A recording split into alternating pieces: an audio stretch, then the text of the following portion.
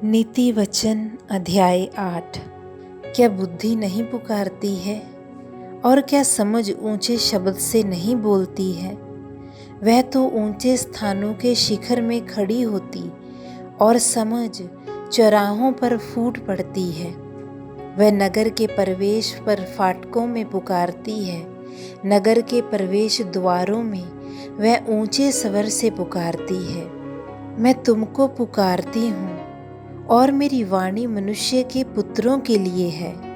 हे तुम भोले लोगों, बुद्धि को समझो और मूर्खों, एक समझ वाले हृदय के बनो। सुनो, क्योंकि मैं अति उत्तम बातें बोलूंगी और मेरे ओंठों के खोलने से ठीक बातें निकलेंगी।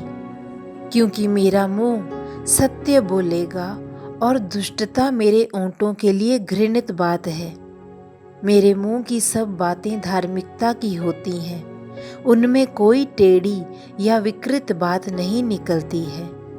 समझ वाले के लिए वह सब सहज हैं और उनके लिए ठीक है जो ज्ञान पाते हैं। चांदी के बदले मेरी शिक्षा को प्राप्त करो और उत्तम सोने से बढ़कर ज्ञान को, क्योंकि बुद्धि मूंगे से भी उत्तम है और सारी मनभावनी वस्तुओं से भी उसकी तुलना नहीं की जा सकती।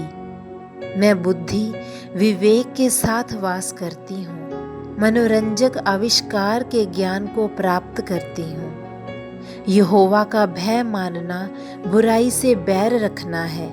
घमंड और अहंकार और बुरी चाल और विकृत बोली, इनसे भी मुझे घृणा है। सलाह मेरी है और खरी बुद्धि समझ मैं हूँ और बल मेरे पास है। मेरे द्वारा राजा राज्य करते हैं और शासक न्याय का निर्णय सुनाते हैं।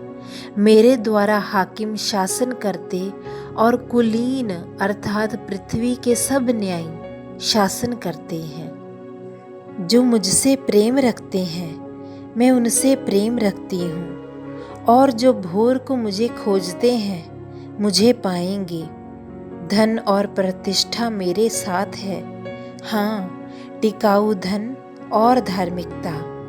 मेरा फल चोखे सोने से, हाँ, कुंदन से भी उत्तम है, और मेरा फल लाना उत्तम चांदी से।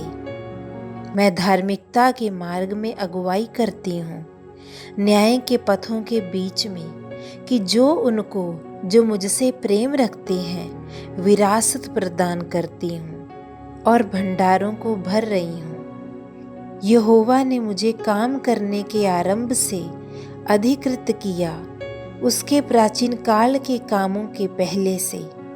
सनातन काल से मैं ठहराई गई थी, पृथ्वी के आरंभ के पहले, सबसे पहले, जब वहाँ कोई गहराइयाँ नहीं थीं, समुद्र नहीं थे, मुझे उत्पन्न किया था।